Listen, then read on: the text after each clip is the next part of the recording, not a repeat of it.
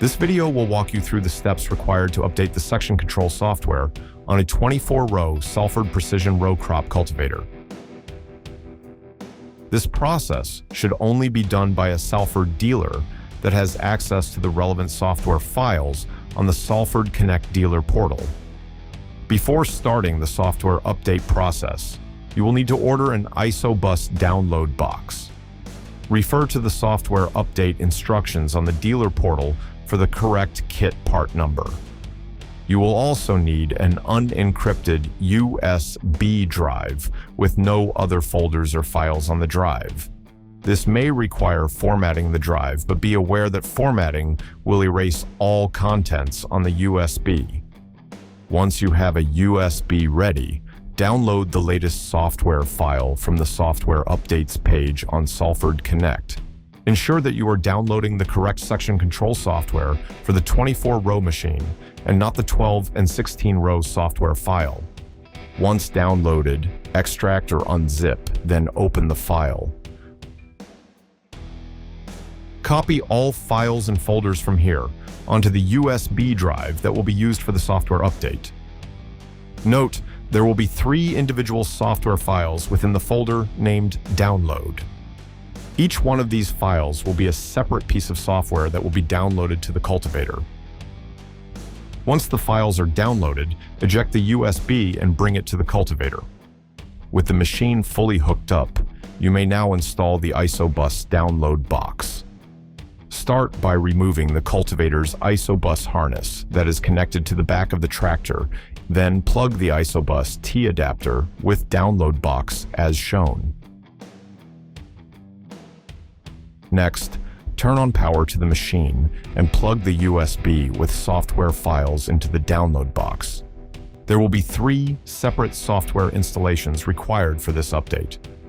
Before starting the first update, locate the section control ECUs on the cultivator. These are located by the side shift module near the center of the cultivator as shown. Remove the splitter harness by carefully unlocking the red locks on the connectors and removing the top connectors before the bottom. The main harness connection will stay plugged into the front ECU. Once the harnesses have been removed, go to the VT display in the cab, which will display the following screen. Click the refresh button and then click the folder button to view the software files. From here, use the up and down arrows to navigate to the file with ECU1 in the file name. Once this file is selected, press the play button to begin the first ECU update. The download will then begin and may take about 15 minutes to be completed. Note during this time, it is normal to see a loss of communication error. When completed, a message confirming the download was successful will be displayed on the screen. Clicking the arrow button will return you to the file list. Before starting the next download, go to the section control ECUs and switch the connector from the front to the back ECU. On the display, click the refresh button, then the folder button. Then select the file with ECU2 in the file name and click the play button to start the download. Again, this will take about 15 minutes to complete. Once completed, navigate back to the file folders. Now go back to the section control ECUs and plug the harnesses back into their original locations.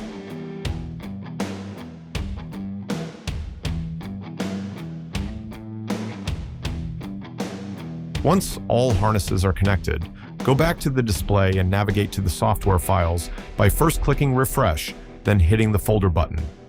Use the arrows to highlight the file that does not have MIDI in the title and click the play button. Once completed, you may click the return arrow and then power off the machine.